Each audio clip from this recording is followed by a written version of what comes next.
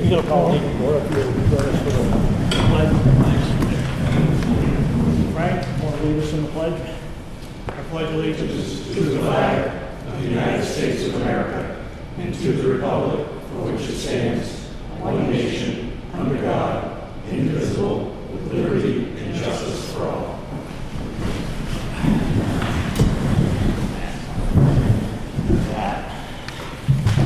Thanks everybody for coming out tonight. A little bit cold, but it's middle of winter and the second day of a brand new year. Y'all can start with a nice clean slate, move forward. I guess we can start with the warrant articles.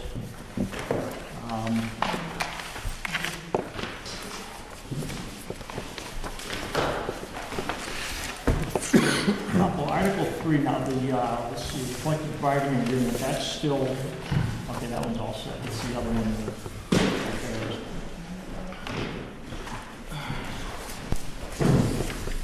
Hey Jerry, before we get to that, I got a question. I can't remember. When a budget committee votes to not recommend, isn't the wording on the warrant? Yes, it would be. So 5-5 is not recommend, correct? Right, it's not a So we need to majority. change that wording to, Would it be the budget committee does not recommend 5-5? Right, because you have to have a majority in order to, because there's another one back there. It was 2-8. Yes, Should- 2-8, yes. Okay, It's kind of misleading to don't put that, I think, anyway. I agree. There were some questions about that I have answers to for the, if anybody would like to hear them. okay, we, let's see, because I brought the minutes. All right, so let's see. Were there questions on Article 2 was 5-5, so that would not be a recommendation. Article 3, the Budget Committee, according to the minutes, was 5-5. Article 4, there was no vote taken on Article 4 according to the minutes, so, all right. And that's the paraprofessionals because you're still negotiating, so you, We will have certain information by end of day tomorrow. We've got our Jerry? meeting. yes. Actually, there were questions about the teacher CBA that I have answers to. Okay. You had questions about Which article was that? it's Article 2, Okay. and it was asked where the teachers' salaries fit in Wakefield and compared to the rest of the state. And actually, I wasn't prepared right here. The average state salary for teachers is $53,984. Wakefield is $49,900. They are 37th from the bottom of the list, and that puts them in the bottom 23% of the state. The minimum starting salary out of 163 reporting districts, Wakefield ranks 135. The salary schedule increase is 2.5 for all 3 years in order to maintain average for our town. There is no increase after step 13, it's 2.5%. Our insurance that it was asked about earlier, a joint committee shall be established to review and make recommendations for changes to health insurance. The committee shall consist of 6 members, 3 appointed by the association, 3 appointed by the board. The committee shall begin no later than January 2019 and shall submit its recommendations in writing to the association to the school board no later than April 1, 2019. The committee's recommendation shall not be binding by either the association or the board. If after receiving the committee's recommendation, the association and the board agree to change health insurance provisions, the changes shall be placed in writing and appended to their 1719 collective bargaining agreement. And the excise tax is split 50-50. Okay, that was on the Cadillac. Okay, I was reading that, because there was a question about, I think Howard had a question about the insurance, but he was all set with that. And yeah, I looked at that. I think with the average, Wakefield, the average salary, if this is the right one, is like $49,900, I think was on this, what we had gotten. It's from the Department of Ed. Okay, so so Wakefield is $49,900, and comparatively, Middleton is $41,750 on the on the same one, and, let's see. So that, yeah, we're pretty competitive, I'd say, on that, but I Well- appreciate that. Actually, we are 135 out of 163 from the bottom for starting salaries. Right, Which- right about where Middleton is, and right about where. Well, we Rochester also is. live next to Wentworth. We also live next to Wolfboro. I could, No, they start Wolfboro at has 40. a lot more waterfront than we have, so they're in a different league. Actually, recently, just recently this year, Wakefield is 14.5% in the top valuation of the towns in the state of New Hampshire. Top 14%. Great, thank you. Mr. Chairman? Yes, One column that is listed on this sheet here is how do our students rank with these communities for their education standards? Yeah. I've been arguing for years that I would not mind giving a Harvard salary if our children were getting a Harvard education. And I realize that there's a lot of factors that go into it, including family life. But I've heard, sitting on this board for years before, all the excuses possible. We need tenured teachers, we need new teachers, we need more money. Nothing has brought us up over that 50% mark that I know of. So I'd like to see those ratings as well. I mean, you want to compare other communities? Let's compare them. Let's see where we rank with our students with them. thank you, Pete. Okay, so that was the information we needed on Article 2. So Article 2 is another one of those that was 5 to 5, so you'll realize that would reflect not being. Article 4 was the paraprofessionals, and that's still, we don't have the information on that. Article 5, well, that's related to Article 4, so we didn't vote on that. Article 6, let's see. Look at my notes here. We're missing our secretary. Our secretary went to Florida, so. Then we had a backup secretary, but the SAU hired a backup secretary, so that kind of put the kibosh on that. So, Well, we have to sell, I'm sorry, I don't want to slight anybody. No, we'll be all right. You stole our Tuesday night meeting first, and then you stole our backup secretary, but we're certainly not bitter about that. The board explained. I don't mean to, that's just a question, because I don't think it's been articulated yet since we started with the school board, school budget. Has anybody done the bottom number, as in what the tax impact would be if all warrant articles and proposed operating budget gets passed? I don't know where. I'm not sure if we have that, if we've got that information yet. Did anybody, you calculated that? It's about $87 per 100,000 for the operating. I don't know the warrant articles, they've changed. $87 per 100,000.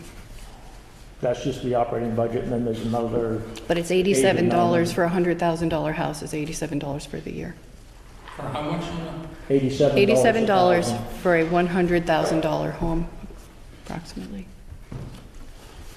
So, I mean, $1 million in warrant articles would be less than that, would be around $10 per thousand, probably. $9 or $10 per thousand for the warrant articles, I think would be a ballpark. Our assistant's a little over $1 billion, so that'd be 10. It's 1.1 billion, yeah. Does that answer your question? Yeah, I was just looking at the bottom, because we were looking at last meeting, obviously, we went through each warrant individually and given our budget. I didn't hear anything as a totality yet to say, well, if these were all passed, that we know what that tax impact is going to be. And again, my opinion, that's quite a lot at one hit. Yeah, I think you're right, and I mean, you compound that with the revaluation, that some properties went up I think a majority of properties. significantly, so I mean, it's a double whammy. Yes, The town raised, due to costs, 10.24% last year, 8.8% this year, a total of 19%. The school is asking for 9.5 over the course of 2 years. There was no increase last year at all. That's 4.5% or 4.5% per year. This year is off because last year there was no increase and there was under budgeting. But 6.9% is simply having been under budgeted and in the hole, plus the increases for the tuition, increases in extra students in special ed and under budgeting for insurance. After that, they're asking for 2.6% to put into curriculum and academics. That is the focus of this school board. Thank you. Joe, there should be a caution here, both for the people in the audience and the people at home. While it may be $10 million, that will not be what hits the tax rate. Because if you remember correctly, we get, I'm going to, correct me if I'm wrong, Marie, approximately $2.5 million of state money that we raise as part of our taxes that we keep, plus we get money from the state. Last year, I believe, now I may be wrong, it was almost 50% is what we actually got billed. Pete? I'd just like to point out one other thing. 9% of a $10 million budget is a lot more than 9% of a $5 million budget. Right. It's double. Well, it was 19% of the 5 million, not 9. Thank you. So Article 6, looking at our notes, the board explained that the articles to establish a contingency fund just in case the school exceeds the operating budget. Let's see the boards.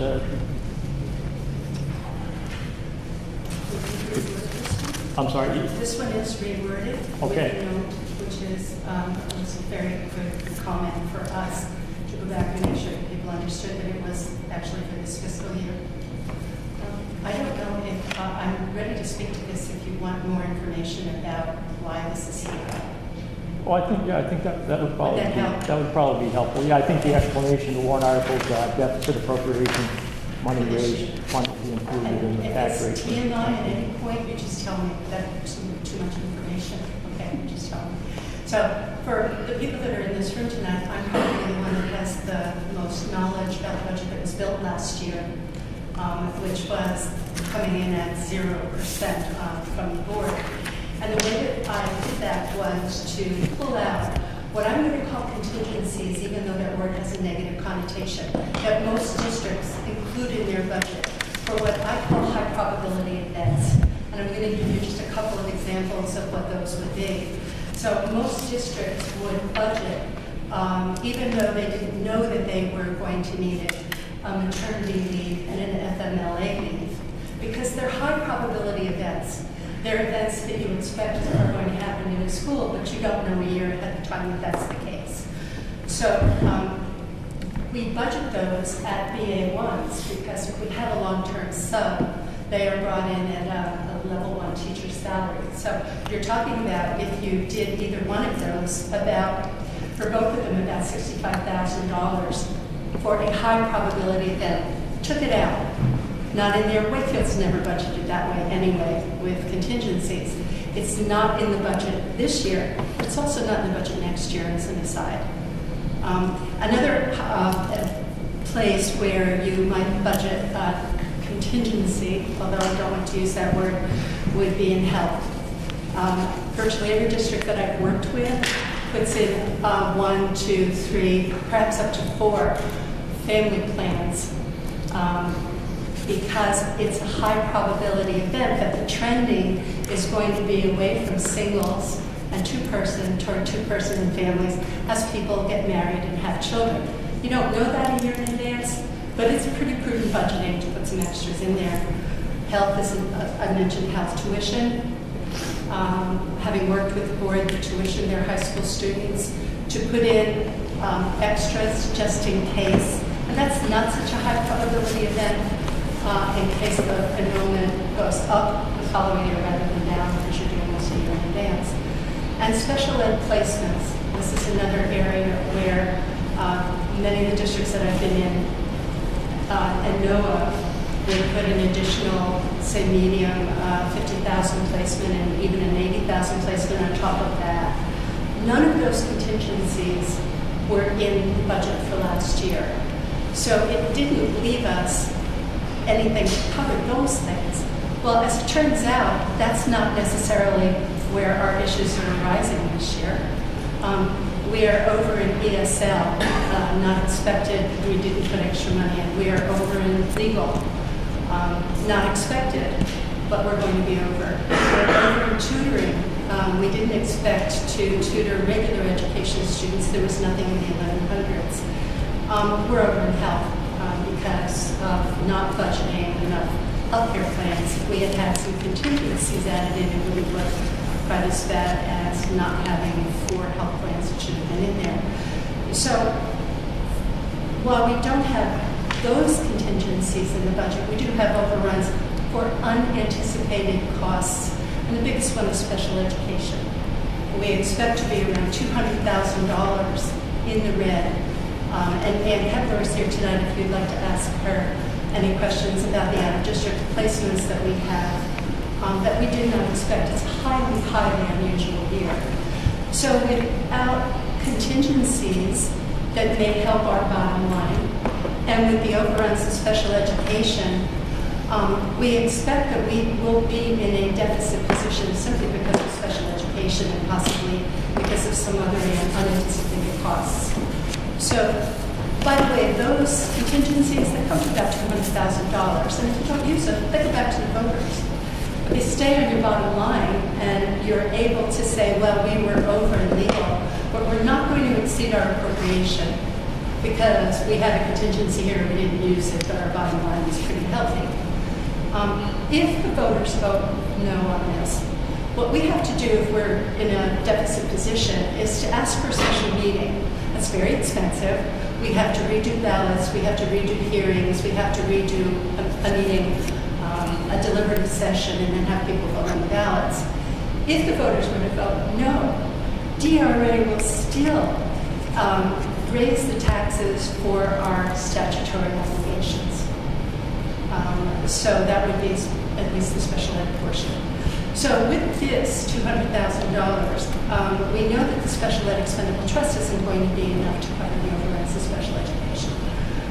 But certainly this cushion would be. This doesn't, I think it was explained last time very well by Marie, that this doesn't get added to the tax rate unless we need it.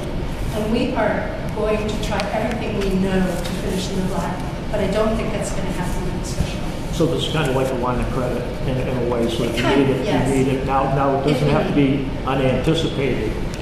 Only to- for anticipated. We cannot use it to buy, I don't know, more snowy stickers for the kids' papers. Okay. Only for anticipated. And I would keep our board, obviously, and also the budget committee updated as we move towards June about exactly where we stand and what our unanticipated expenses are. So this will only last until June 30th? Then? Yes, we'll find out when we close our books on June 30th if we would need that.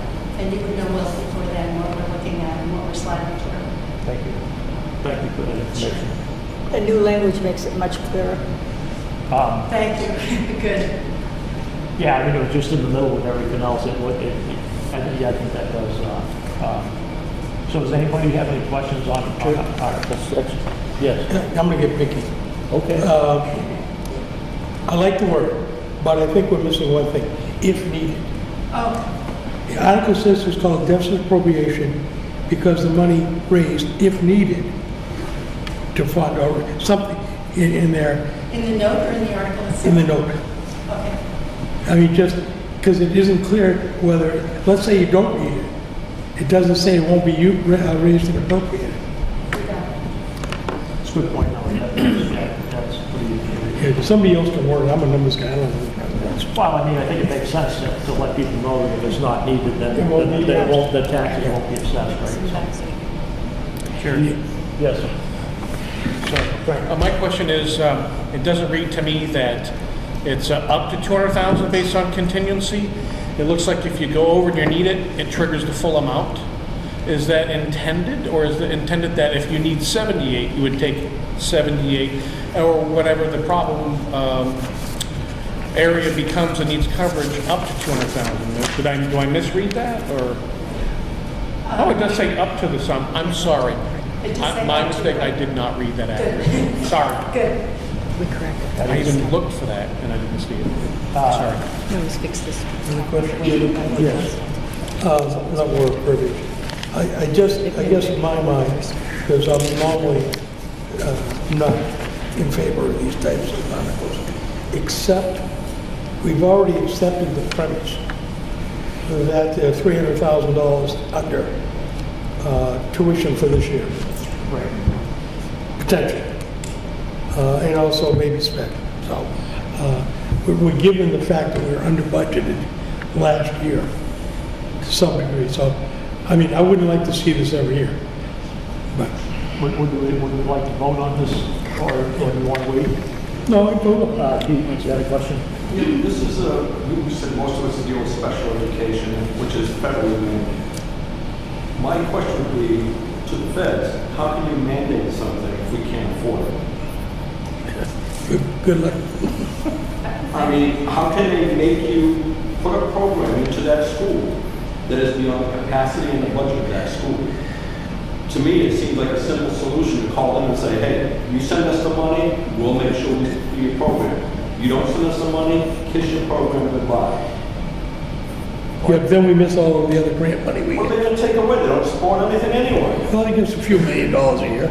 You know, I'm simply saying, if they're going to mandate it, they need to be held accountable. I don't disagree. Well, I'm not sure how specific the mandate is. I think some of the ones that I read, I think they said an adequate education in this area and that area. So I mean, so if you're looking at adequate, two different people, one person's idea of adequate would be what we're doing now is adequate, and the other person's idea might be you have to hire 5 new people. So I mean, the term adequate education is pretty ambiguous to have for a standard. Yes. So the law states that we are required to provide what we refer to as FAPE, which is free, appropriate public education. And it is the IEP teams that determine whether or not we're providing free, appropriate public education. And those are teams within the school. Those are teams within the school. As I said last week, before, if the team is meeting around a significant financial need, I make sure I'm at the table to help make that decision. So, It seems pretty significant right now. I mean, I saw, what was it, 1 or 2 teachers at $72,000 bringing in for this, some programs. I think I saw in the last budget meeting that I was at. Is there a special education teacher being needed? That is currently being- have 5 special education teachers. We're looking at, we proposed what we call the partner program, which is a program that is through New England Center for Children. It's a program that directly works with our students that have neurodevelopmental disorders. We have 6.5% of our special ed population right now have those disorders. We have 2 students right now that are on the cusp of going out of district. So the 70,000 that is in there for the partner program will help us avoid out-of-district placements. Thank you, Ann. Thank you for And the, bring at least one student back is out-of-district now. James had a, Just trying to remember back to the last meeting when we first discussed this. sorry? I said, I'm trying to remember back to the last meeting when we first discussed Article 6. Yes. Even if it's not used, we still have to tax, or no, was it? No tax. It's only if they have to use it. And it's only up to what they use. So if they only use $50,000, it gets billed, 50,000 gets billed, not the 200,000. But that 50, then that's for next year, tax rate? That'll be for the 2019 tax rate, which goes with this budget, by the way. This is the budget that'll be taxed. Yep. at the end of the year. The town budget gets to retain money in the general fund for in case they don't get revenue or somebody doesn't pay taxes. And I believe it was at 12%, and this year it's at 10, because I think some of it was used. The school doesn't have anything like that. When they have extra money, it goes back to lower the school portion of the tax rate. Yes. So we have no cushion. What we're trying to tell you is we are going to be over, and what we're trying to do is avoid a special meeting to go through all the steps that Chris just described. We are short money this year. Okay, thank you. There is no cushion. Priscilla, did you have a question too? I'm confident that they're not going to spend it just because it's there. I have a feeling that they're going to try not to spend it, and then they can't come out not having to spend any at all. It's an insurance policy, it's not gonna affect the tax rate now. I think it's a good idea, especially it's gonna avoid the special meeting. Okay, thank you. And then I believe they are gonna go over. Hopefully it Um, won't be 200,000, but. We're going to would- do our best effort not to. So would we like to vote on this? And I'll make a motion to approve. I'll second. And so we have to have a show of hands for this. Yeah. So, Yeah, who's keeping Ricketts? I can, Me. all, which in favor of All in favor? Article 6? For. Article 6? This is 4. You have four down there? 4. Yeah, What's all, yeah. Somebody over there want to count the, Thank you. 8-2, is it? Yours, Bob, we didn't ask you. No, those opposed? 2. I think 2 down there. It's not easy to count from here, is it? Well, that must be why they sit over there. So then you're gonna add the wording in that before it goes to the final bit if you don't need it. Then. Yes. Article 7. So Article 7, there was no figure in that last time around at our last meeting. So Article 7 now reads, shall the Wakefield School District vote to raise and appropriate as an operating budget, not including appropriations by special warrant articles and other appropriations voted separately, the amount set forth on the budget posted with the warrant or as amended by vote of the first session for the purposes set forth therein totaling $10,523,990. Should this article be defeated, the default budget will be $10,195,596, which is the same as last year with certain adjustments required by previous action of the Wakefield School District or by law, or the governing body may hold one special meeting in accordance with RSA 4013, Comm. 10, Rule 16 to take up the issue of a revised operating budget only. The note on this is warrant Article 7, operating budget does not include appropriations in any other warrant articles. Total operating budget will be offset by estimated federal grant revenues of $290,000 and an estimated $188,000 in local, state, and federal child nutrition revenue, leaving a net budget of $10,045,990. The amount of $478,000 will not be raised by taxes. The school board recommends this by a vote of 4 to 0 to 0. I get a question, Jerry? Yes. When I originally saw the number on the default budget, I said I thought the law changed, but now I understand it's because of the grant monies for the food and the, what was the other one? Just the front grant. Yeah. grants and food service. I have a question on it. This is the operating budget, so I've got some questions. Has the teacher that was hired for 1 year, is she still in the budget? She is. She's in the budget? Okay. And you have a retiring teacher now? You didn't have it the last time we met. So that says to me that you don't need that teacher for any other classroom except for going into the retiring teacher's classroom. Is that where she's going to go?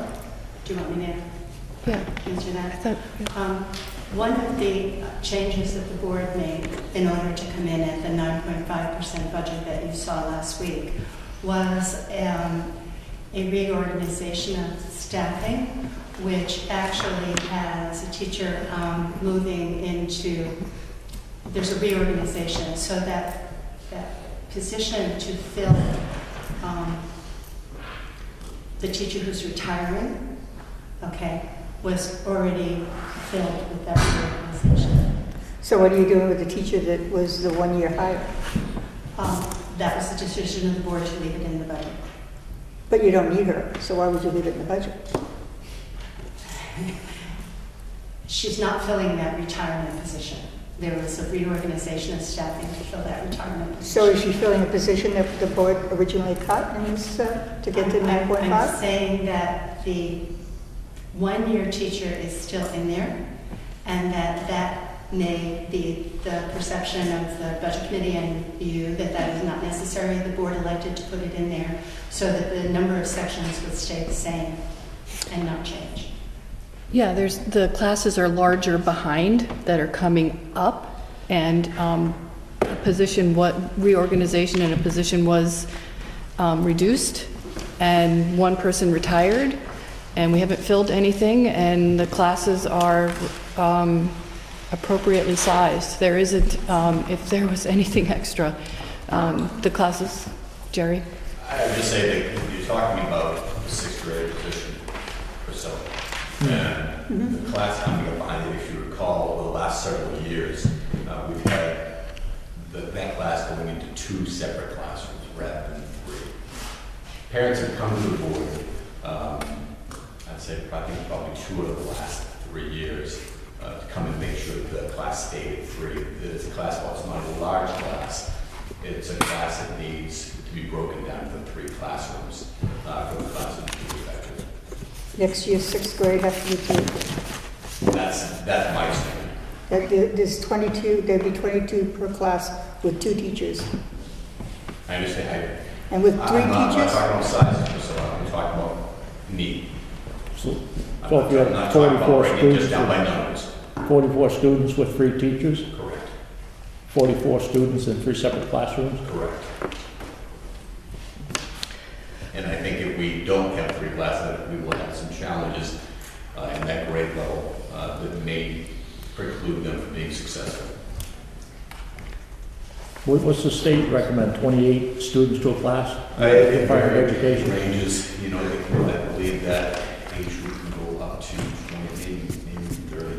30 at that level. At that level. And again, Jerry, I just want to reiterate, if it were just based on size alone for that classroom, I would agree with you, but it's not based on size alone.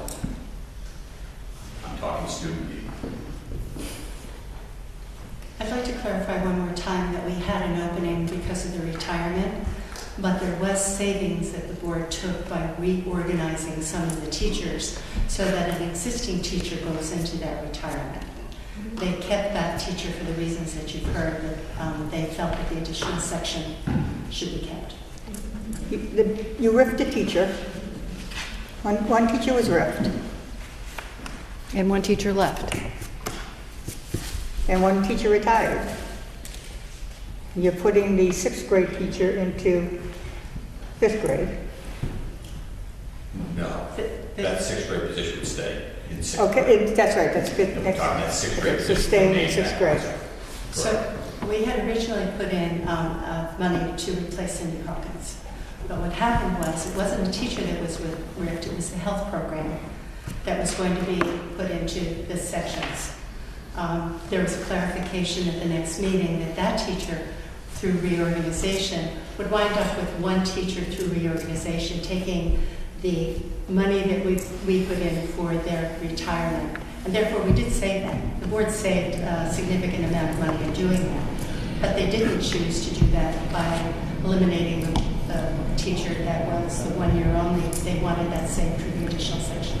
Well, when they ripped that teacher, they ripped the amount came to what that teacher, they ripped a person, they didn't rip Right, and they still the program. saved it. But what got saved was the Cindy Hawkins replacement that wasn't in the budget. And that was taken out. So the ripped teacher's position, Rift, they put the health program into the curriculum, and that through don't you need a reorganization, health teacher by law? Don't you need a health teacher? we need to deliver a health curriculum by law. James? With the 6th grade level, trying to go back to 3 classrooms, does that follow to 7th grade, then to 8th grade? In 7th grade, they naturally break down to 3. Is there 3? Yeah, there's language arts, math, and then social studies and science is split into people in 7th and 8th grade, so they naturally break down to 3 homerooms. So next year, or the following year, as the students progress, will that 3 6th grade classes go back to 2? No, Because the need, in 7th and 8th grade, they break down to 3 homerooms. There'll be. what I'm saying, for the my understanding is you're saying you want to go back to the 3rd, 6th grade for situational, needs, which I'm assuming students are students at this level, if they're now progressing to the next level, what would the need be to keep that sixth grade, sixth grade next year at the lower? I'd have to look at that, but at this point, again, we're looking at this. Which I understand this year, but Yeah. things tend to follow year after year, and if it becomes the norm, if you will. Yeah, I can assure you, we'd certainly look to make sure that we aren't going to be heavy on what we don't need. We have enough need in the building without having to inflate our personnel. For no reason. When you hear that we have a need, it's because there's a need, and it's not because we're just trying to have this. No, Jerry? Just one second, oh, yes. We added 25 students this year. That's like an entire classroom. So it's, We're down to 444 from 470. 446. Jerry said they were going to come back. We had originally 25, for some reason or other, a few. Yeah, it's been the constant state of flux. You've got your new numbers here this month, and I think we're 69. But I expect that next month it's going to change as well. We've been holding it pretty steady since school started at 475. Mm-hmm. So that's that's an additional classroom just about right there.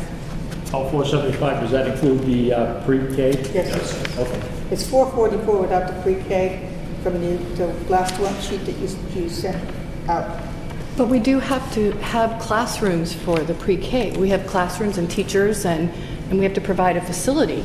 So you this can't takes up compare- room, and it takes up teachers, and it takes up admin, and we're still required, regardless of their age. They're in the building on the property. But if you look at the DOE, you'll see the number of students each year, and it's not with the Bright Beginnings or whatever program you're calling it now. So you have to compare apples to apples instead of apples to oranges. Well, I don't think we lost any of the additional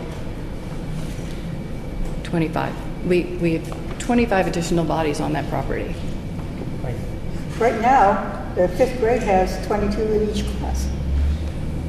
And next year, you're going to have they're going to go into 3 teachers, 3 classes? We had 3 fifth grade teachers this year, so Yeah, 3 fifth grade teachers? I wish I had that this year. Again, my concern is that if we continue doing this next year, I don't want these students to be less successful because the classroom should be broken down to small groups. And again, it's not just based on numbers. Just based on numbers, we'd be looking at 20, 22 kids, I think, in the building. So what if it's not based on numbers, so is it based on like the IEP or what the behavior problems with this particular group of students, or is it with their learning abilities that they? It's all student nature. It's all, again, it's based on this vulnerable group of kids that need to be broken down further than 2 classrooms.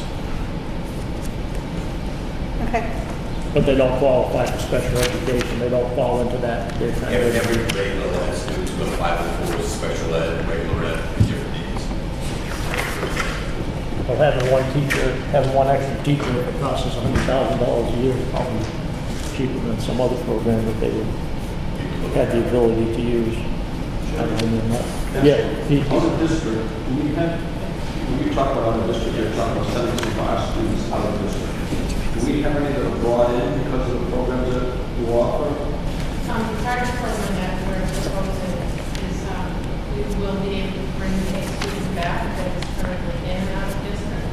The target program accommodates 7 students, so if we don't have 7 students, we currently have 7 students, so we will fill it next year.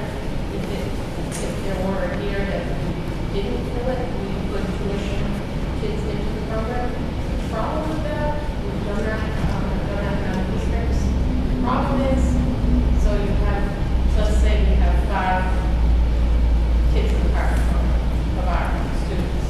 We tuition 2 in because we have 2 spots. And then we have someone within the district that should be in that program. You can't really they can't kick the kid out and bring your own in. So it is a little tricky to do that, but it is possible. Wakefield has also been known over the years that I can remember of always having a hybrid special education students. What makes this community, when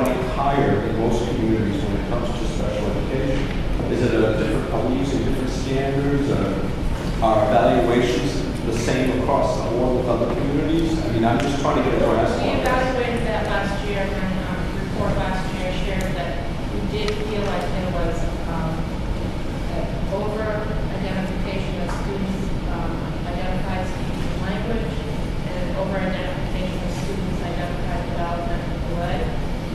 Both of those identifications we were able to decrease, so we go through a process to make the student eligible, go through a process to make the student discharged. We currently have 20% of the population is students with disabilities, and that is high. I'm the first one to say it's high. In my report, you'll see that one of the areas that I've chosen to cut is in special ed contract services. That's for occupational therapy services, and speech language services, and I'm looking at hiring our own employees versus contract service, which could help us with the eligibility as well. The state percentage of students with disabilities is 16%. We are high, no question about that.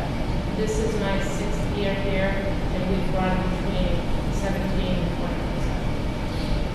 Are we doing it differently than other schools? I don't think so. We have this particular year, we had a significant increase in students that enroll in our preschool and move to us that have really high needs in that. It's really why I'm really hopeful that we'll be able to put the partner program in place that are helping our classrooms. A good example is the partner program will have their own classroom. Those kids will be in there, hopefully relieving perhaps 5th grade, perhaps 6th grade a little bit with having those kids in the partner program. The experience with the partner program is that the expertise that we bring in, so the teacher that is provided to us by dealing with 7 children is a master level teacher with a minimum of 3 years experience working with students in developmental disorders. And the other partner program is 2 other school districts, and by the end of the first year, we had most every teacher in the building saying, we have learned so much about helping kids like this be successful in school. So it's kind of like it spreads, which is really great. That's what we're hoping for, is to really provide enough professional development so that we're able to. Well, it seems to be a cycle. I mean, I granted, it's probably hard to get out of it. But then again, why do you want it? I mean, if you're bringing in federal dollars, and you know, I'm just simply saying, I've watched this over the last 10, 15 years, and it just seems like you want to start a new program, which brings in more employees. Where's the incentive to declassify children? Because then you got to get rid of some of that personnel that you don't really like to get rid of. And you're using an example right now in the 6th grade where you're saying we don't have the body count necessary for the stuff, but we do have some developmental, I can't say the word, issues that we need to attend. And therefore we're anticipating keeping on these people, even though we admittedly say we don't need them for body count population. And I'm just wondering how you break this cycle. For me personally, there's a high level of desire to decrease the eligibility because our special education teachers right now, each have a caseload of about 2021, and that's a very high caseload for our teachers. So for me personally, there's a big desire to decrease eligibility, and it's the communication that I've shared with our special ed department every year, every time we do an eligibility, I look at it and make sure that they've gone through. There's a process. You can't just say, No, I know. There's a process. And our special ed teachers are very clear that I'm looking for them to be really, really diligent at discharging students that don't get special education. Go back to probably 6th grade. Can I get if I may? Yes. If you go back to 6th grade position, talk about being asked if we're going to need the following year. And I'd love to tell you no. But I'm not going to say try to sell it to you that absolutely we're not going to need it next year because I don't know that. I don't know what next year's going to bring. It's going to be that great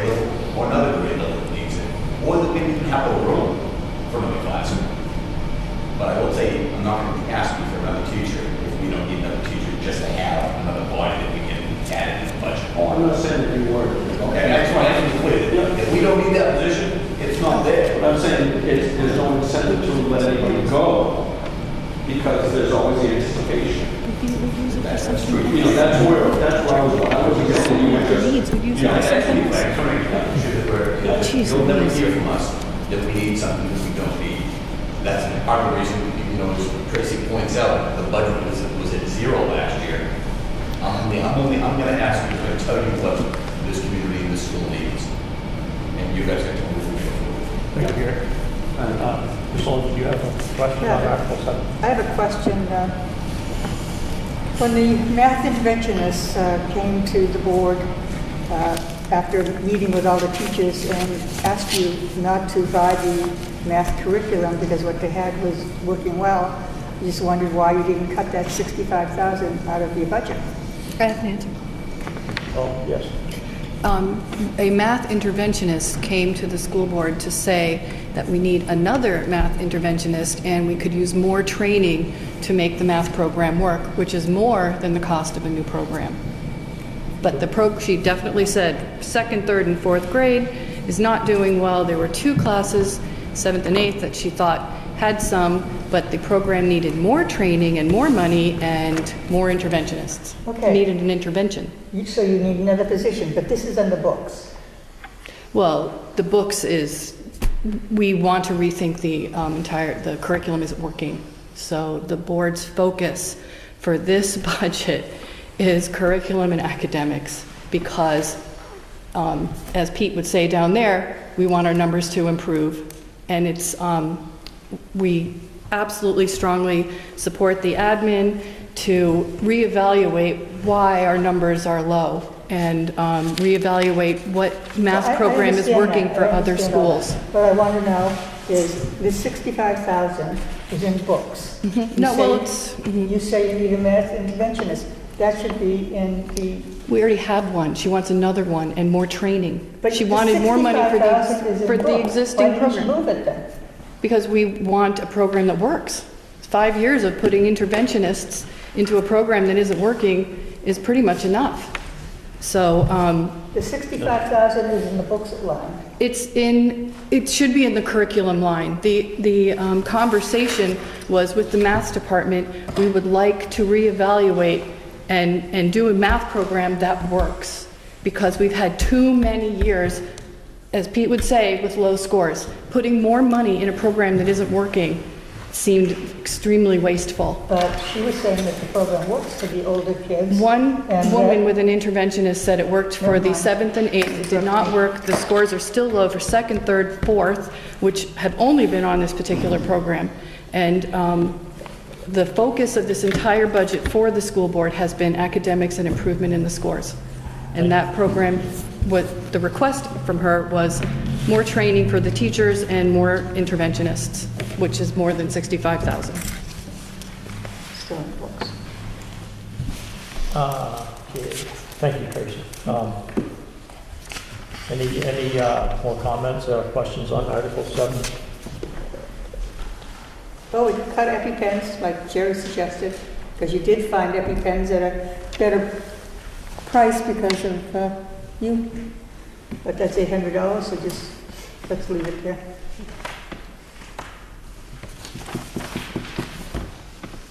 Only $100 in there, 800, 800. I don't care.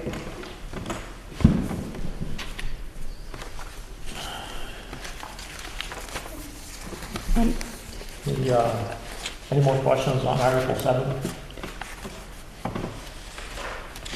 Moving on. Could I just Yeah.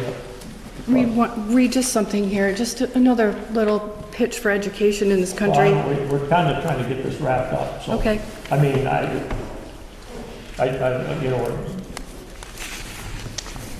we're going to vote on Article 7. Does that relate to Article 7 or? We haven't gotten to the second. I'm sorry? I haven't got a second to it. Oh, somebody want to second that, Howie's motion? I second it. Motion and a second. Thank you. What did you want to add, Tracy? Just that the United States, the U.S. has fallen in the rankings from number 6 in 1990 to 27th for basically by the health metrics and evaluation in Washington for how to ascertain a country's human capital, meaning how its citizens' health and skills and knowledge and experience and habits are impacting its economy. And of all the countries, Finland, Iceland, and Denmark, of course, were 1, 2, and 3. The Asian countries have invested more, and the biggest loser was the U.S. From 1990 to 2016, they dropped from 6th to 27th, and the reason is the flagging investment in education. Declining investment in education. Flagging. Oh, like, probably $1 trillion a year, but that's fine.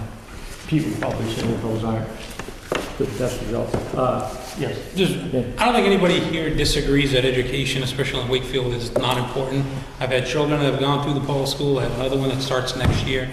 Again, we are the taxpayers. If we are trying to put together a fair, balanced budget for all the taxpayers, because not everybody has children. Some of them are elderly, some of them are on assistance, and it's frustrating that I don't think it seems like it's more of an attack back and forth, and in my opinion, it's not. I'm looking at the bottom dollar, what can we afford as a community, and put that to the taxpayers to make that educated or financial vote in March. And it seems like it's getting a little frustrating or one side against the other, and I don't think it should be that way.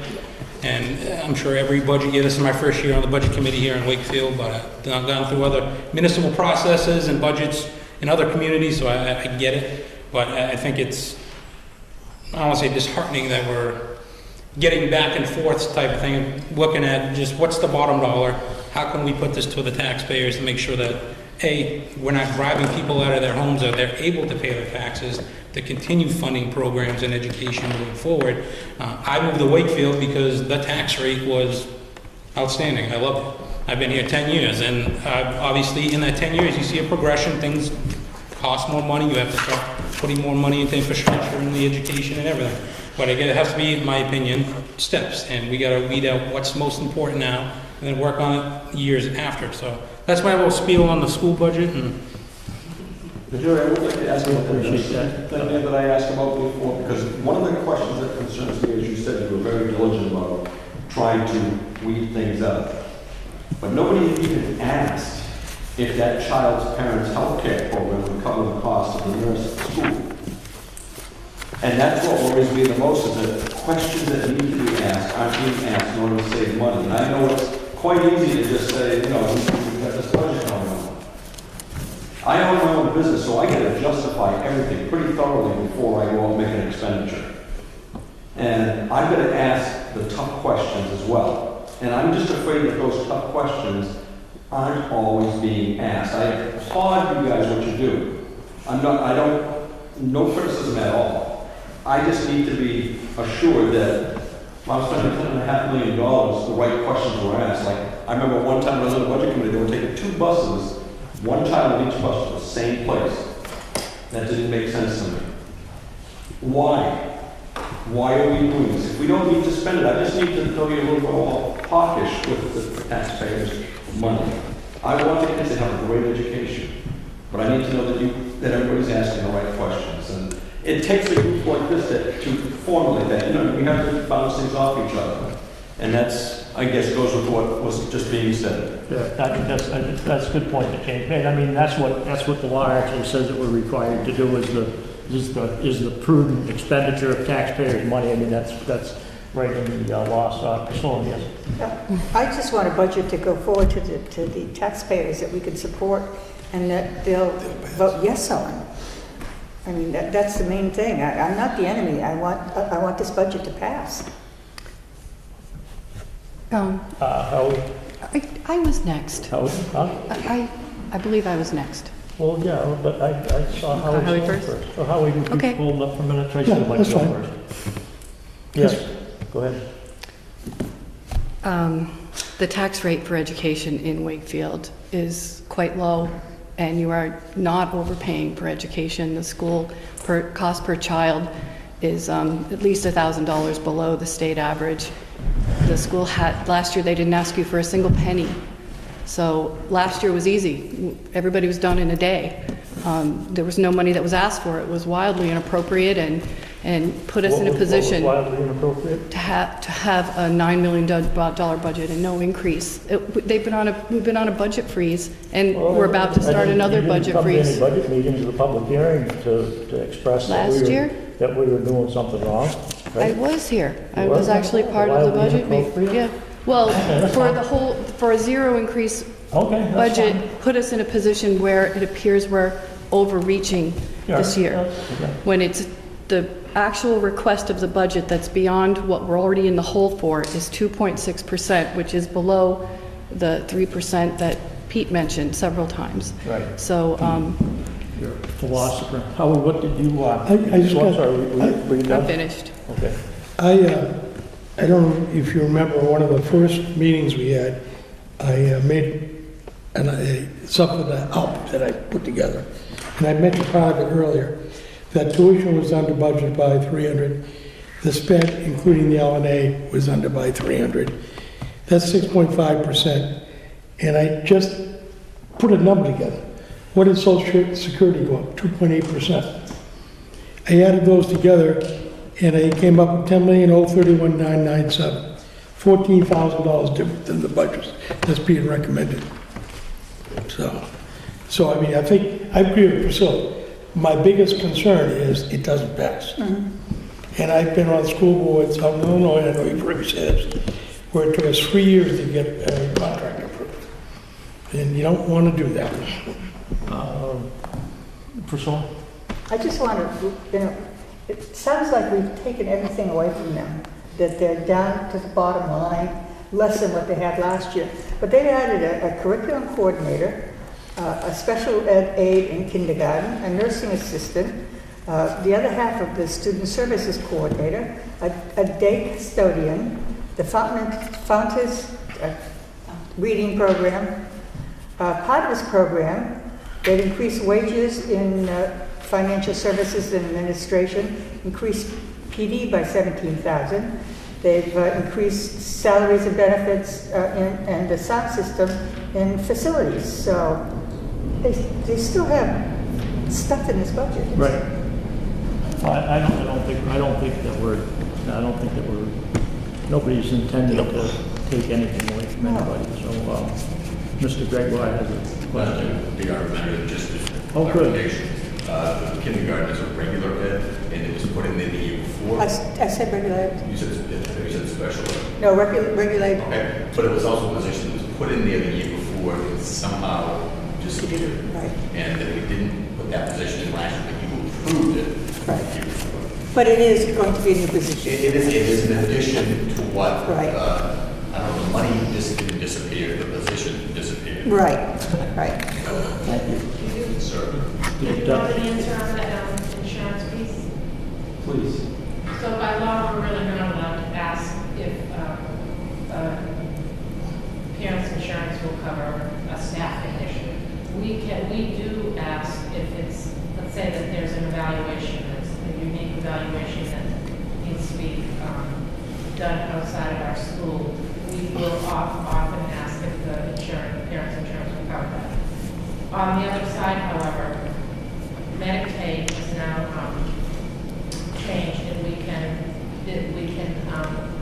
get billable dollars for any student that's getting health-related services. Thank you.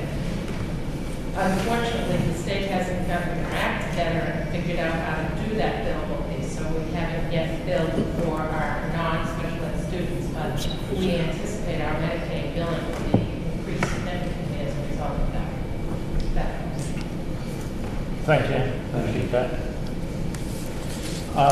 Any more discussion on Article 7? Howard's motion for the $10,523,990. What do you think, email? Oh, What? Tracy second. Tracy seconded it. okay. Oh, on the number that's here. Yeah, Okay. I moved over. So we need to Gotta write this show, down. we need to show hands to vote on this? Who's gonna count, not Bob? Huh? I told him not Bob. Bob can't count. Jerry will count. All in favor, raise your hand. 1, 2, 3, 7.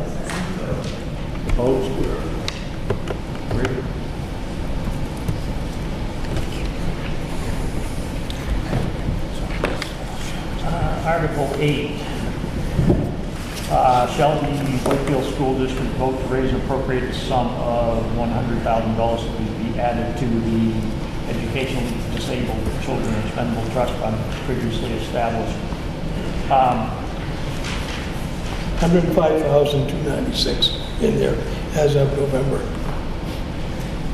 And while we thought that might have been the limit, it's been years since we created that limit. Right. And the cost has gone up in our, hopefully we don't have that many more applications. But I will point out, if I can, Jerry, that a friend of mine just moved from Stratham up here.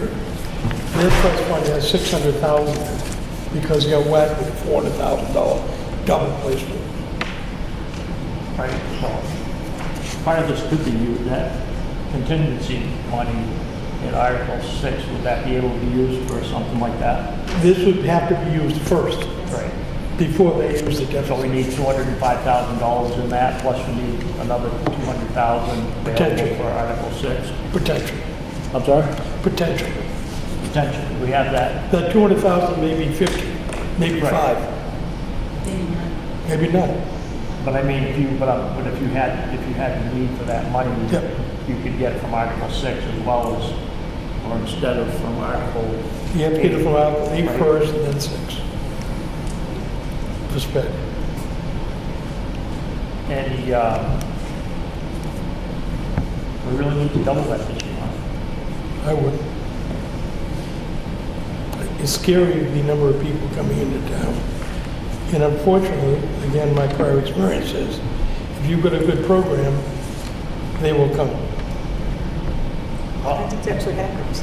Well, it is. I know it is. If there's a good special ed program, and people move here for the program. I know in Crystal Lake, Thought that for a long time. I was on the school board for 12 years, and we had to double our spec staff. Now it's about the town, obviously. But Can I ask a question? Yes.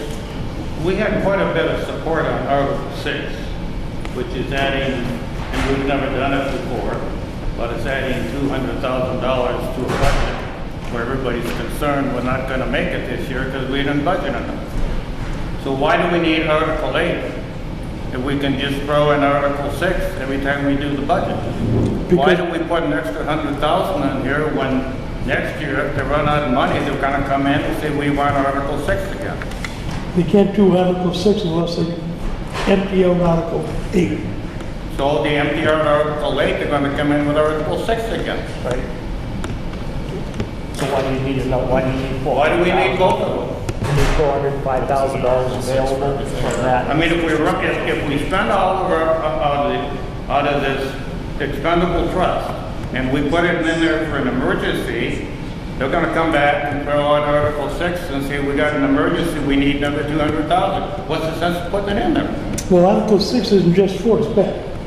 I know it, Holly, but it covers it. Yeah, but Article. So why do we need both? If we're gonna be exposed to Article 6, probably every year that they run into a financial emergency, what's the sense of putting 200,000 in Article 8? Well, I don't foresee Article 6 happening every year. Well, I mean, to Denny's point, I mean, we took the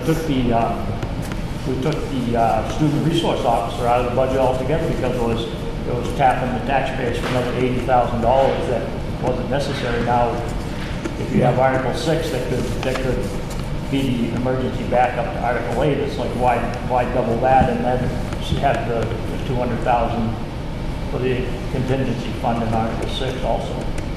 I see what you're saying, that the $100,000 would have to be appropriated in this budget if you, additional, if you leave this 100,000 and use some of the other 200,000, then that money doesn't have to be raised and appropriated. Right. You can't use this until, you can't use. You can't 6 until the 8. But that's So you still spend that. 300,000, so. Right. you know. Maybe. 305, potentially. Frank? Might help me to understand the difference. If I could get a definition of an educationally disadvantaged child, or Disabled children. an educationally disabled student, what is the difference between that and other? A student with a disability? Other disabilities. It's a very old term for what we now call students with disabilities. And if the language can ever be changed, I would students with disabilities, that fall, that basically encompasses that. Yes. Embarrassingly, I don't understand what that encompasses either. Students with disabilities, Students with disabilities are students that, there's 13 categories, I believe, so they could be identified learning disabled, they could be identified speech and language impaired, they could be identified developmentally delayed. It's based on, they're evaluated, and it's based on how the scores come out in the evaluation. The category for students identified with autism, intellectual developmental disabilities. My original report that I put in the book breaks down the disabilities. I'm trying to find that hopefully, The language in that could be changed. I mean, you can change the, you yeah, can change. blindness, we don't have any in that area right now. Hearing impairments, multiple disabilities is when a student may have both fine motor skills, gross motor skills, speech language, so it's multiple disabilities. Other health impaired is students typically with deficit or Obsessive compulsive. thank you. You're welcome. Compulsive disorder. Speech language, traumatic brain injury, visual impairments. So that is, I did break that all down for you in terms of what our district looks like. okay, thank you. Well, Again, Jerry, I understand that we're gonna have to pay for special, I'm not questioning that, but when we put the original article in for the $100,000 in special ed, it was for an emergency where we didn't expect we were gonna have that kind of expenditure. We wanted money there because we're budgeting a year and a half out in advance.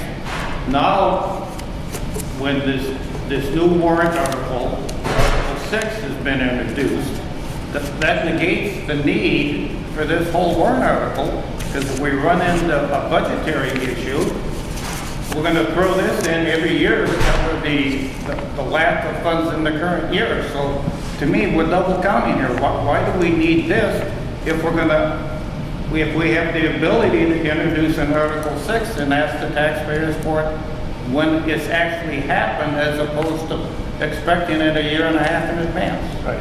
Well, I think that was, I think what we were told was that if someone moved into the district that needed, potentially could need up to $100,000 before the next, because if we had time to budget it, the next year, obviously, we'd just put it into the budget. So, Yeah, I mean, and that's exactly what we're doing, but now with this new revenue source of adding to an existing budget, why should we have this one going out a year and a half when we can play catch up with Article 6 if we need it? Better to get rid of this article than Article 6, just because this one has a target, the other one has no target. You can use it for anything you want. I just think we're double counting here. We gotta go one way or the other, but I don't think we need both. but I mean, I think you look at it now, so I mean, yeah, I'm with you, Danny. I mean, I have another quick question. yes. What's the target amount for this fund?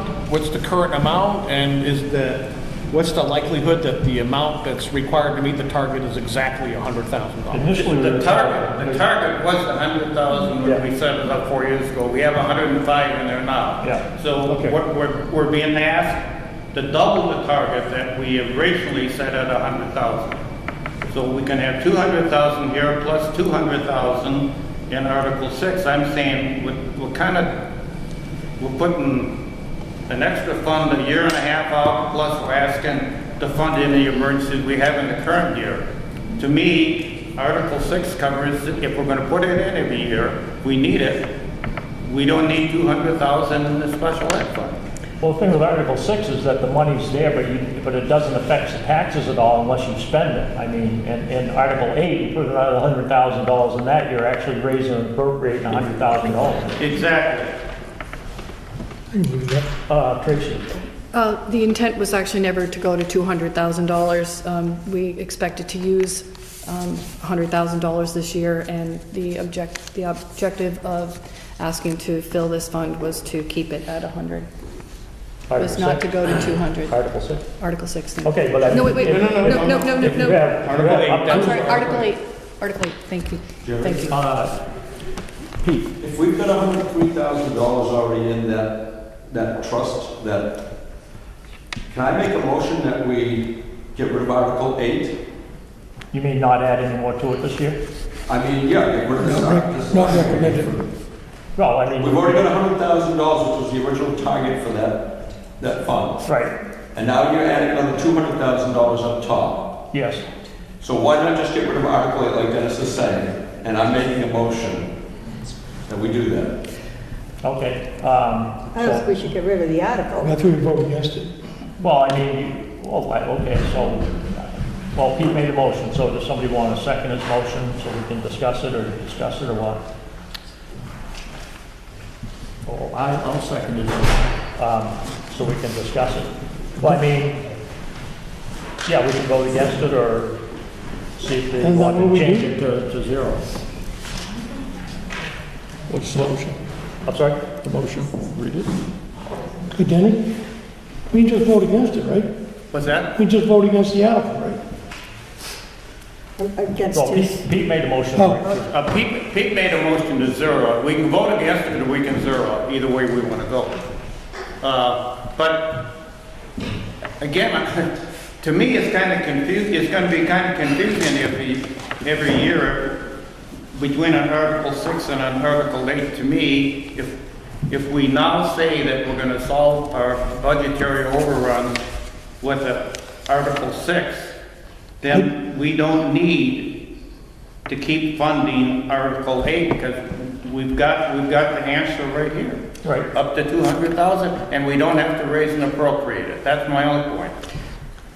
Okay. So we get a motion on the floor. for clarification, are you saying to zero that, or are you saying get rid of the whole trust fund?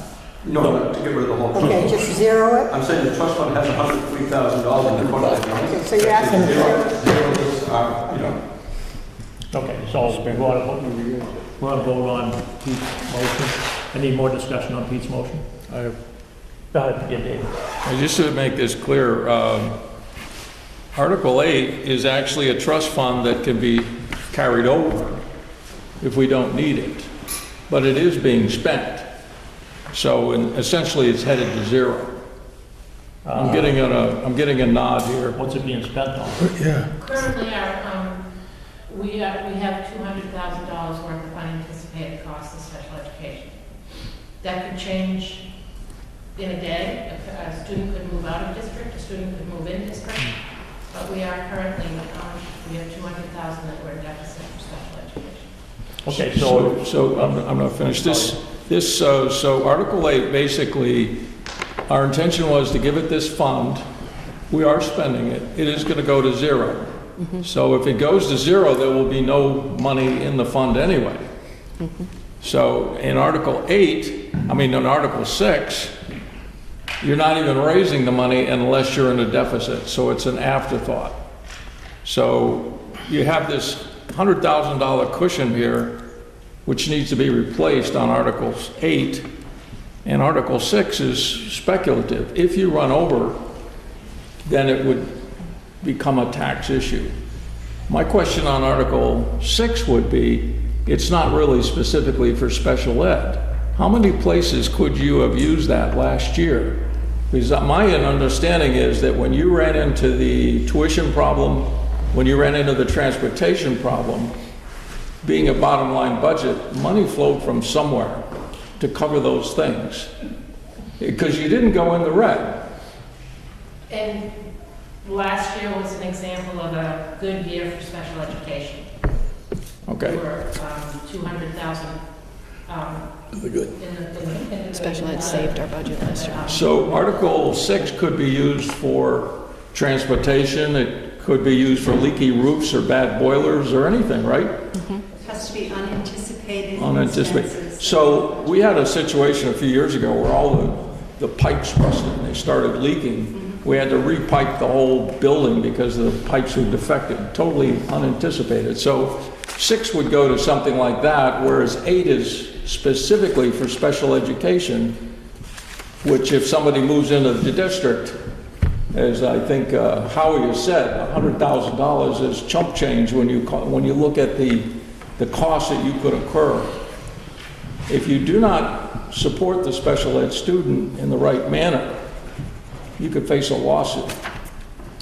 And this would increase your legal budget line. So it's better to do it right, to do what you're obligated to do. Otherwise, you're counting on parents who may not be able to afford a lawyer, or they're not savvy enough to know that their child isn't getting what they should be getting, and you get away with it. So you can undereducate a child and get away with it, maybe. Or if the parent has the wherewithal, they can come after you. And when they come after you, they come after all of us. So there are two ways that a parent can come after you. They can file a complaint to the DOE, which requires a district attorney to help us, very time intensive. Or they can go what we call due process, which is an IPT process where they disagree with the IEP. That again requires district attorney. Parent can enter into due process without an attorney. So if somebody, Look at it and say it's a federally mandated program, which they didn't fund, so we don't have the money, so therefore we cannot provide the program. excuse me, I was not quite finished with that response. I asked a question, I got an answer. So if a parent is going to come after us and you don't have Article 6, you can't fund the special education, would you wind up with a court order that tells you you have to do something? Then it would go to 6. Yes. This would be unanticipated court order to do something. Right. So 6 would be the final. After that, the recourse is to have a special town meeting, right? Yes. We almost had that last summer, because I got emails about this tuition problem and so forth, and I was anticipating that we were going to have budget meetings last July. We just barely missed that. Skin of our teeth. 30,000. Skin of our teeth, right? Everyone's agreeing with me. Yep. Okay, I'm done. Thank you, Dave. Let's see, so who would sue us? The parents would sue us? Yep.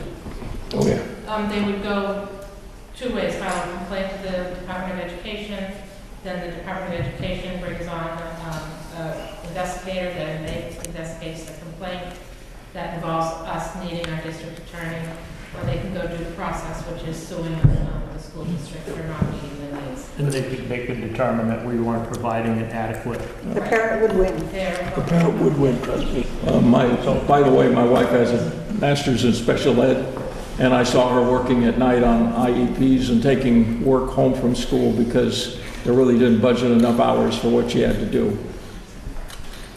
What was that? Did she? She taught in Wakefield Junior High School. Yeah. Any idea how many lawsuits we've narrowly missed or suffered, or how many in New Hampshire happened? I just want to know the actual threat level. Is it realistic, or is it handled at the school? People come in and say, hey, I don't like what's going on, and you guys say, well, we'll figure this out, right? So I've been as an administrator for 12 years, and I participated in 4 due processes. I'm sorry, I didn't hear. 4. 4? And how many years? 12 years, 4 districts, so 1 district. So you're gonna spend $200,000 of this in special education? I mean, is that what you're saying? You've already committed, or you expect to spend $200,000 that you don't have on special education? Well, those are my actual numbers that we currently have. We're 200,000 in the deficit. Compared to budget. Covered. Last year, Ann was ahead of the budget, and there was you were about, it was what, how many? How much? We were 200,000 to the good. Which is why we ended up in the black, Not in the red. in the black by $30,000 last year. I will be the first to admit that that is very rare. Yep. Right. No, I remember, last time we met, I asked you how much you thought we needed, and that you said you thought $100,000, so I'm kind of confused now that you think you need more. What I said last week, I believe, was that we tend to try to keep 100,000 in the trust fund. Right. And we've got 100,000 in there now, but. Which we will have to spend for the deficit. Yes, James? Just for my clarification on Article 8, does that trust fund only use in an unanticipated, just like Article 6, or an emergency situation? Say somebody moved into district No, that you it could be needed, used if somebody moved in, or, let's say, or an existing say, child to add extra cost. That's what the fund's for. so at any time, it doesn't have to be an emergency. School Or the agents to expend out of that fund. School board. I think if you would look back at the minutes when it was created, it was if somebody unexpectedly moved into the district, and it was kind of an emergency fund type setup when it was created. I think if you read the minutes, I think that And I think that's the way they feel about it. They're not going to use it unless they absolutely have to. But there's nothing in here that says it. for that purpose. Correct. Okay, so we have Got a motion over here? motion. Can you repeat the motion? To not add anything to Article 8. It's to zero. Was that, That's his motion, yeah. okay? It's a zero. Well, zero, it was be add, not to add anything to it, not to drain, you can't say no what's in there, but there's 105 in there now, he recommended not adding anything to it for this year. Any more questions on Pete's motion? All in favor of changing that to zero, say aye. You want show of hands? Not for this one, not just for the total, we just need to show hands for the article itself. Right? Well, I have to have a vote. Yeah. Right, I mean, well, if it's, okay, so all in favor, how many in favor? All right, all in favor of Pete's motion, say aye. Aye. Okay, opposed? Nay. I'm guessing 7-3. I'm guessing 7-3. All right, in favor of Pete's article, raise your hands. I got $5 that says it comes out 7-3. 1, 2, 3, how many you got? 7. 7-3. Good. Where's your $5? Where's my money? You didn't think I heard every individual person? I want to make sure. Okay, so let's see. Down to Article 13. Article 13. Are we going to vote on Article 8? I thought we just did. I thought we just voted on Pete's motion for the amount to put into it. You're right, let's vote on that. Okay. Move the article. Get a motion for Article 8. I'll second. Motion a second. Those in favor of the amended Article 8, raise your hand.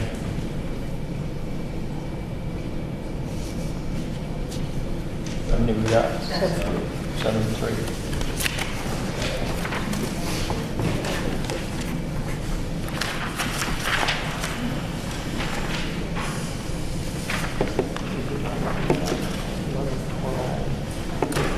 We had zeroed this out and we got put back into 2,500. Article 13, okay, so Article 13, we had discussed at our meeting, was the roof repair, the roof replacement that we just, was that a 5-year? Yes, 5-year plan. Okay, so let's see. Shall Wakefield School District vote to raise and appropriate the sum of $2,500 to be placed in the Wakefield School District roof repair expendable trust fund previously established in 2001 for roof repair and replacement? How much is there? How much is in there? Over 1,000. So again? $1,000. 1,000? Yeah, well, it was a, Because they just finished it. it was a 4 or 5 year program and did it in phases. It was almost $300,000 on doing the, to do the, Bob, is that what it was, Bob? I have the numbers here. oh, what, yes. Yes, in 2014 through 2018, it was a 5-year plan for, and this was quoted in 2014 for $238,000. Do not include the entire roof. It is still missing A, A, B, U, and V. Okay, thank you. At the previous meeting, we had changed that to 0. I think the easiest way to do this one, Jerry's probably just take a vote. Okay, It does. Do I get, I'm sorry, yep. The reason the school board actually would like to do a longer term saving for this particular project, when you try and get $300,000 for the school in the last 5 years before it's due, you take a lot of money away from the education, separate issues. One is education in the school, the other is the maintenance of the building. And if you're going to try in 5 years pay for a roof that in 30 or 40 years from now is going to be over $300,000 to $500,000, it's very, very, you take away money from the education, and we prefer, if the budget committee would consider it, a smaller amount of money over a longer period of time. It is less disruptive to the school and to the taxpayers. Thank you. Do you remember anybody remember what we were putting into that when we were? It varied. It varied. 35,000 one time, 49, another time. It depends what section of the roof they're Right, gonna work exactly. on, I believe. Yeah, I mean, but there are some pretty big amounts Yeah. Which is not dissimilar from what we do Right. for ambulance system fire trucks. Pete, you had a question? I'm just curious about other modulars included in this roof deal, because their roofs need to be replaced sooner, I'm assuming. We did that part of the project. Yeah. So, They were on one of the phases. I think they were on phase 2. I feel this is an I also wanted to point out on the roof, like that 5-year project that we did not include the flat tar and gravel roof or the inner part. That was with those construction that first did on that. Yeah. We decided to go with 5 feet. That's the part they call the swimming pool? Excuse me? That's the part they call the swimming pool? Yes, sir. What- That was repaired a few years ago, wasn't it? Because somebody got in there with a snow blower and tore up the membrane, and I thought there was some work done on that. It wasn't done by Snow. Well, it wasn't done from that. That was from work that was done from our original. It was originally a 10-year plan, and that's the first section we did. Originally, it was a 10-year plan. Right. And we did the swimming pool area first, and then Yeah. the phases of the rest of the roofs. Yeah. Thank you. So did you make a motion on this, Howard? I'll make a motion to move the article so we can discuss it. So Okay.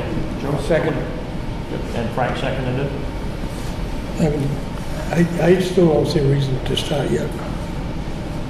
Yeah, I mean, What was that, Howard? I don't see a reason to start that yet.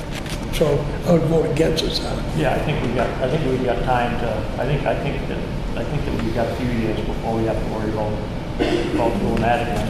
My concern is there's so many on here anyway. This isn't, of the utmost importance right now, so we could, Jerry, can I ask Howard one question? I mean, because or actually I'll ask the board after I did anyway, but are we always trying to promote capital reserve funds, and I'm just wondering Yeah. why we would not want to. Because we've got 20 years to do it.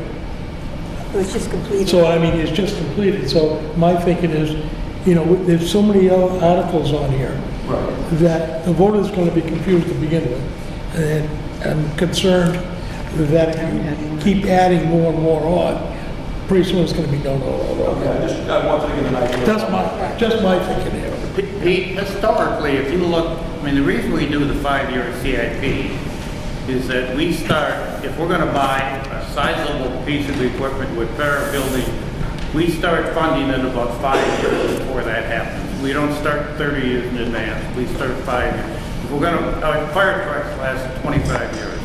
We don't start paying for that truck, for the new truck, the day we buy one. We wait until it's 20 years old, and then we know we gotta replace it in 5 more years. Right, I know. And we've been doing that in this town for 25 years. We love capital reserves, and we put money away for everything, but we don't start putting money away for a new truck the day we buy it.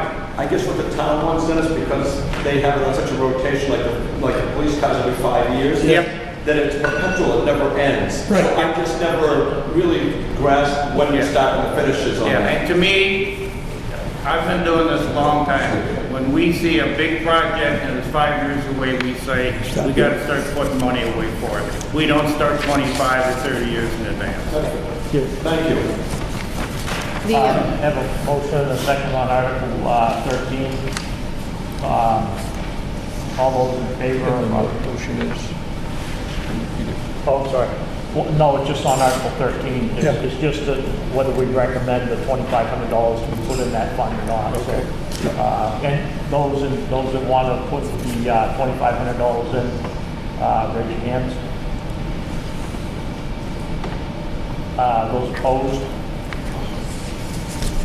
8 to 2. 2 to 8. 2 to 8. Not recommended.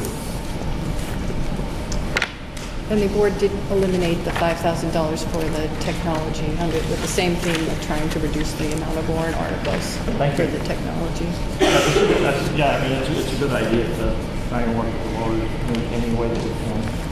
I think that covers all of the, The only comment, number 17, Gary? got that? Gary? yeah, I'd like to revisit Article 10. okay, Excuse me, just, Article 11. just 1 second. So Article 17 was voted. Just the word. 2 to 8, so that wasn't, so those will be, okay, thank you. Article, which one was it, Denny? Article 11. Article 11, okay. Shall the Wakefield School District vote to raise and appropriate the sum of $200,000 to be placed in the Wakefield School Transportation Expendable Trust Fund established in 2000 for the purpose of obtaining vehicles and funding major repairs of vehicles needed for student transportation? Denny, you had a question about this? Yeah, I've seen some numbers for the 3 vehicles we've talked about. And on a gross basis, this is not including the trade-in, but on a gross purchase price, it's about $185,000, and the trade-in on these 3 pieces of equipment is going to be $5,000 to $10,000. So I'd like to reduce that by $15,000 from $200 to $185. So you said that there's $185,000 worth of trade-in value? No, I'm saying that the gross price is about $185, and that does not include trade-in, so it's going to be less than that. So I'd like to fund it for $185, which is a reduction of $15,000, and that does not include trade-in value. Thanks. Denny, I got another question. You currently have 59, almost 60,000 in there. Is there any anticipation, no bills in the works to draw down? So I guess I'd take it down even further then. Okay. And we got 60,000 in there now. Okay, if you take the 60 and add the 15 to it, I'd say that we reduce it by $75,000 to $125. That's your motion? To Yes. reduce that, to that, not that, Well, from 200,000? Does that leave any growth, Denny, for the next one? What's that? Does that leave any growth for the next one? No, but you know, what we're getting to is kind of like the police vehicles. We're going to be replacing 1 or 2 buses every year. Right. And this is what we're going to be doing. We replaced that cruiser for $45,000 a year. We're going to be spending $160,000, $180,000 a year for buses. There's no need to build that if we're going to be paying cash for them every year. Yeah, she's got it scheduled, she's I think worked our out. transportation director just came. She's got basically 1 a year, right? I do. One was, we should have replaced our minivan this year, and we weren't able to because the need was on the big buses last year and this year. So our minivan needs to be replaced. It's Yep. over 200,000 miles. And we don't have a spare for it. And then our 14-passenger has to be replaced also. We don't have a spare for those either. We are running those right now for special education. 14-passenger is the most amount of students you can fit with the least license for driving. So you're right on the totals, but it leaves us with no cushion. And if you actually read the article, it's for major repairs also on there. So it doesn't leave us with a huge cushion this year. Let's go back to your original one, Denny. And our radios on our buses. And Yeah, but you got trade-in value too, excuse me. That's a gross amount for those machines. You're gonna get some trade-in value. You're gonna have plenty of trade-in to buy radios. So I stick with my 15,000. All right, the 2 trade-ins, I did a Blue Book value on one of the ones that I would definitely be getting rid of, and it was like $3,000. I actually don't have that one with me. Yep. Unfortunately, and the other one, I'll be lucky if I get 1,000 for, and that would actually be 77 passenger, Okay, that I would be trading in. yeah, The buses that we are getting rid of are Yep. not buses that we even want to run, nor Yep. does anybody else. right. So, maybe you're gonna get 5,000 altogether? Will that buy you a radio? Or we'll buy us our radios. Thank you. Sure, yeah. First. I was just wondering if you checked on the price of, would you get more value on selling it from scrap? Like the one that you said was probably had The 70 zero value. The 77 passenger that we previously got rid of was for scrap, and that was 1,000. And that would be what my judgment was for that one. And then our car is blue value. Thank you. Suzanne? I thought you were getting rid of the car. That's the blue value one that I would get rid of, the car. And if I got one more big bus, would leave me with a decent spare. Unfortunately, right now, the spare big bus that we have, we're dumping more money into than we need to be. So you're trading the car for, you're replacing the car with what? Minivan, Minivan, and how about the van? the van with the 14 passenger. Oh, all right, so you're going bigger. I thought those vehicles took single kids or 2 kids to Concord and places like that. We don't have any students in Concord at the moment. Oh, okay. But they do travel outside of district? Yeah. I just thought the car was a good idea because you're only taking 1 or 2 kids somewhere and it's going to be a lot less expensive. I haven't had the need, technically right now for the car, also because of staffing situations that we faced last year. It's been to get as many students in as we can with the least drivers. Okay, thanks for clarifying that. Tracy? You can drive the 14-passenger bus without a CDL. And right now, districts are stealing bus drivers from other districts. So we can take a group to, on a field trip or to an athletic event in the 14-passenger bus. With a regular driver and not a CDL driver, and it's becoming it's very difficult to hold on to your drivers. That's one of the advantages of the 14 passengers. You can use it for other things. Thank you. Frank? In the interest of trying to leave enough money for repairs, do you have a 3 or a 5 year average repair cost for the school department so that we could consider that for a cushion? We have a 65. Yeah, I know. So if I was thinking of probably would reach 60. Oh. Yeah, but not if we spend it. Not if we spend it on pieces. Right. That's a good point. Did you amend So I don't your know if you guys motion, Dan? typically need 10 or 15,000, or if you need all 60 or... Transmissions are expensive, maybe you haven't had to, but maybe you have. I don't have 5 years, unfortunately. The department was left with little information Sure. on what we spent just for us, and we were doing transportation on Milton and Wakefield. So those numbers wouldn't even be accurate. However, I'm just going to look it up because I don't know it off the top of my head. My budget number for repairs are my actuals. But we're looking at major repairs, right? Yeah. Yeah. Did you amend your motion back to 185 then? Yes, I changed the motion to 15. I left that your cap reserve the way it is. Okay. So if you look on my line 304, that was based on my actuals for last year. 72,500. Was that for routine maintenance or was that for emergency repairs? 72,559. For emergency repairs or just regular maintenance? All of our maintenance. All repairs, so that's not emergency, like major repairs, like the motor, you got automatic transmissions in most everything now, right? Yes, And you got 100,000 that's- mile warranty on, yes. 1 year? I will say this year, we actually ran into having a major repair on one of our buses, and we just made our warranty by 2 months. Good timing. So, good timing. Good time. We'd like to encourage you to make all of those. Send Jerry out in the middle of the night. Not this one. So 60,000 is an appropriate amount. Did you made the motion, right, Dan? Yes, I made a motion, reduce that line item to 185,000. I'll second it.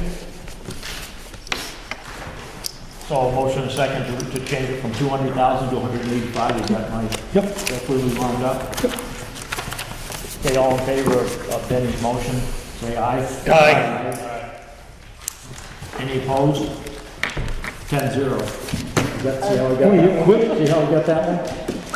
So now that it's 185,000 on Article 11, if someone want to make a motion for the $185,000 to be added into Article 11? So moved. Motion, and somebody will second that? You're killing me. I'll second it. And Tracy seconded it. Sorry, right. All in favor, oh yeah, all in favor of adding that 185,000, raise your hand. Nope. 10-0? Is that right? Should be 10. We're changing it from 200,000 to 185. Right. Correct, Yeah. yes. I want to make sure it's right with the budget. Now, I think that takes care of all the warrant articles, right? Correct. And it's not 11 o'clock, No. so Marie doesn't have to drive home. When are we going to hear the results on the para contract? Do we know when that is? Oh, tomorrow. they should Tomorrow. have- Tomorrow? We have a- Yes. Are we gonna have to meet again, or can we do that? We'll do that the night of the public hearing. Okay. So They're not they listening. expect that will be, That's pretty simple. Tracy, that para contract is going to be done. So, Yes. excuse me, hey, you got a meeting going on here. Will you have now the para contract, that will be, you'll have information tomorrow night, you expect that? We expect it to be done tomorrow night, one way or the other. We expect it to be done tomorrow night, yes. So we should be able to vote on that just prior to the public hearing? And actually, we'll send you confirmation tomorrow night that it's Okay. done. Because that's the last thing we have to, Will that be, that's okay with you if we vote on it prior to the public hearing? It's not going to affect any of your paperwork? Yeah. We'll just leave the paper, the recommendation will be blank. Yeah. Okay. All right. But we have to present a full warrant article on the 8th, which includes, I don't know if this district is usually getting any petition warrant articles, because those are limited too also. I think did the deadline pass? The deadline for the 8th. for petition petition? is the 8th, and Yeah, then okay. the 8th is the 8th. So they have until 4 o'clock on the 8th to submit any warrant articles. We don't usually get it. So did we cover everything we need to, everybody all set? All ready for most of the adjourn? So moved. Thanks, everybody. Thanks, Joe.